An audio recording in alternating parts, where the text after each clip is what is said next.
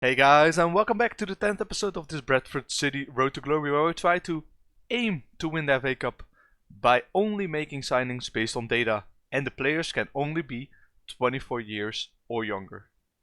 Last episode we got promoted to the Premier League and now we have an insane transfer budget of 33 million. I'll be spending all of that, and also all of the wage budget will be gone, hopefully by the end of this episode. Since it's a lot of players that we want to bring in, I'm not going to keep you updated about every single signing we make, but at the end of the transfer window I will show you with the Excel sheet how good the players are that we've actually brought in and how I decide which player I want to bring in to Bradford City. So with that out of the way, let me make some signings and come back to you once the transfer window is over.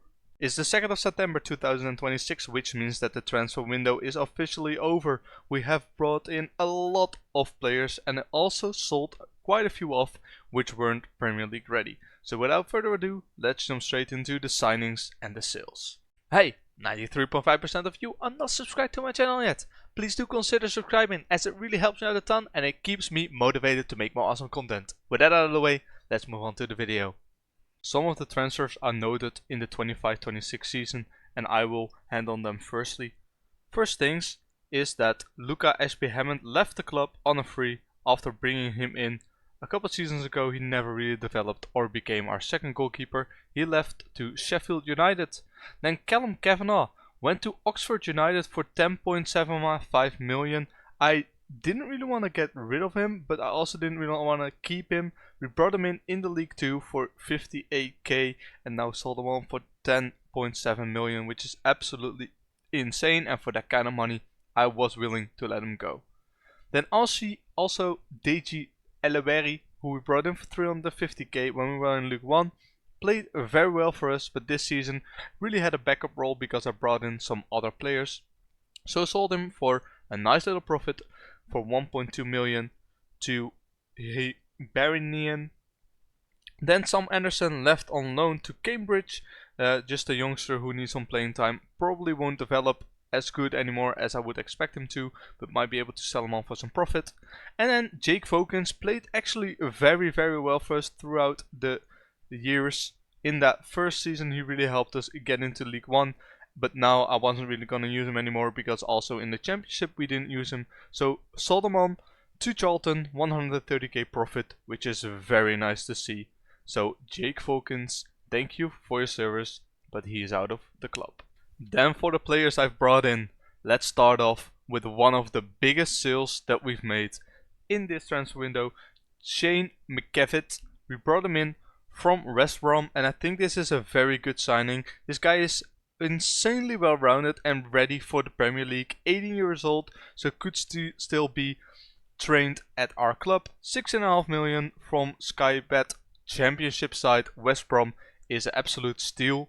Then also Hugo Bueno, a new starting left back, a very good player, also well rounded. Brought him just for 500k from the Wolves. He does have an expensive contract, but hey, we should be prepared to pay that in the Premier League.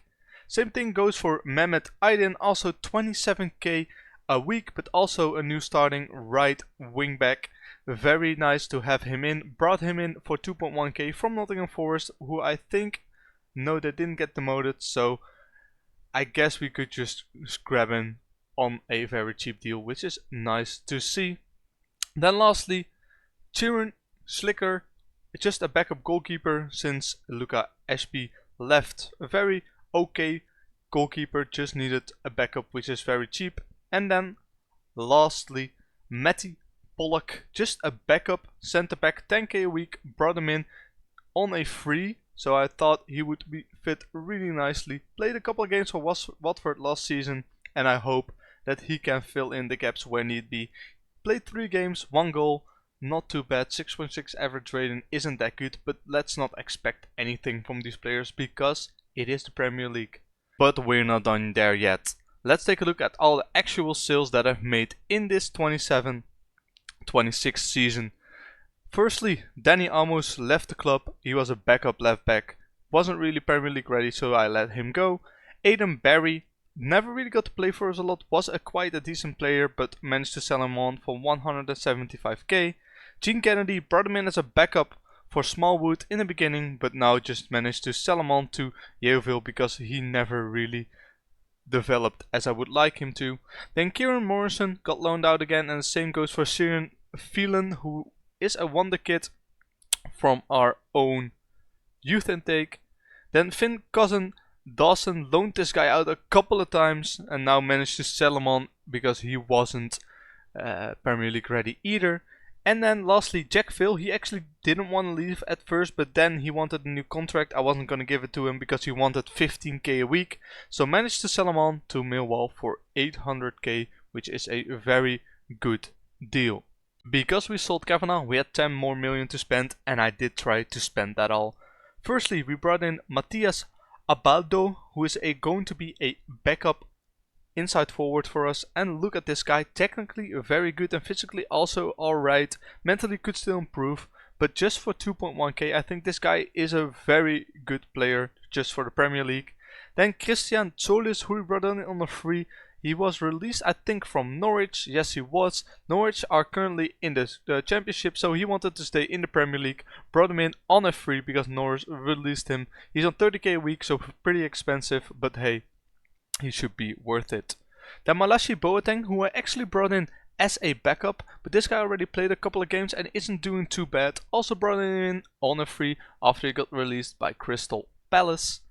And then Ethan Ennis, also another backup inside forward, can play on either wing. Very nice to have him in as well. He's more back or Premier League ready than Jack Phil was. Then last, almost last, is Alan Velasco. 9 mil we played for this guy. To Fulham. Fulham currently in the Championship, I do think. Yeah, Velasco wanted to go to the Premier League, so on 46k a week, which is a lot, but this guy is absolutely insane for the Premier League, and I hope he will make sure that we can stay for another year in the Premier League. And then lastly, 23 million, the most money I've spent in this series so far, David Danzo. And this wonder kid is very good for the Premier League. He's going to be our starting, I think, inside forward. But look at this guy, 15 technique, 13 first touch, 13 passing, 13 dribbling, just well rounded. And certainly worth the money if we can also make him homegrown, trained by the club. After all that's said and done, this is what it currently looks like when we take a look at the wages. So as you can see, Velasco and Shane McKivitt, of course, the big earners, but they're still only earning 45k a week. We do still have some of the starters like Rodrigo Muniz on only 7k and Malachi Boateng on 8k. So we're not paying a lot, but we are paying, I think, almost 5 times more than we were playing in the Championship. And to put that into perspective, we're paying 500k a week on wages, and look how far we are at the bottom of this table. Hull are paying 3 times more than we do, and I think Manchester City are almost paying 20 times more wages than we do, which is absolutely insane. That also translates to the commercial income that we currently have. As you can see, we're only earning 3.2 mil in commercial income, which is almost 2 times less than Hull, and I think about 150 times less than what Manchester City are getting in. So I think all in all, we should be expected to go down, right? Because if we're looking at the season preview, you'll see that we are expected to come in last with a chance of 1000 to 1 to win the Premier League. Well, of course that's not going to happen, but to go down like that, that really has us painted as one of the worst teams in the league. So let's hope that doesn't happen. When we're playing with the main squad, this is what it looks like, and as you can see, McGracken is still in goal because I couldn't find a better goalkeeper who wanted to join. Then Kumentio, who was already in our team last season, and Kirk are still in the defense, but are joined by McKivitt, are one of our record signings. Then Bueno and Mehmet Aydin on the wings, also our new signings. Kane still in the middle, so nothing changed there. Velasco and Rodrigo Muniz as our advanced forward and complete forward, and then Solis and Danso on the wings, with some of our new signings like Pollock, like Ennis, like Boateng, like Baldo on the bench. But as you can see, a lot of injuries, a lot of suspensions, so we have a small squad, but we do need to be rotating a lot already. Lastly, I wanted to show you what all of this looks like in our Excel sheet. In this Excel, you'll see a couple of green lines. Right here, for example, for Alan Velasco. All the green players are the new players that we've brought in. And as you can see, 1, 2, 3, 4, 5, 6, 7 of them are actual starters. What I always say is that whenever a player reaches 13 in a certain role, he is considered Premier League caliber. That means that all of the players who are above a 13 right here are meant to play in the Premier League. So when we go ahead and sort, you'll see McCracken is nowhere good enough to play in the Premier League. Aidlin and Bueno maybe. Kane, Comento and Kirk are. And right here, Velasco and Solis are really very good for the Premier League. Of course, the highest that I've ever seen a player is probably Haaland at 16.5. So just for comparison, that's almost 3 points lower than our best player in the advanced forward position. So to conclude, the players that we have brought in are a definite upgrade to the players that we had before. We did spend a lot of money. We did bring in 2 very talented youngsters in which we will hope that they can develop and we can sell them on for profit later on. All in all, I'm very happy with all of the signings that we've made, and let's give it a go in our first ever season in the Premier League. Throughout this season, we're gonna get a lot of money coming in from the Premier League television rights.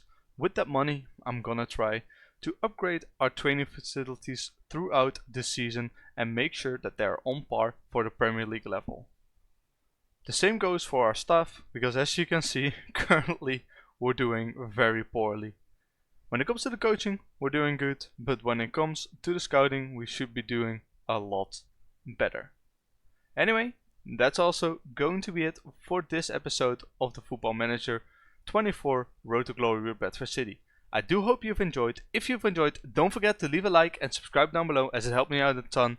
And I will catch you in the next episode where we reach the halfway point in our first ever Premier League season.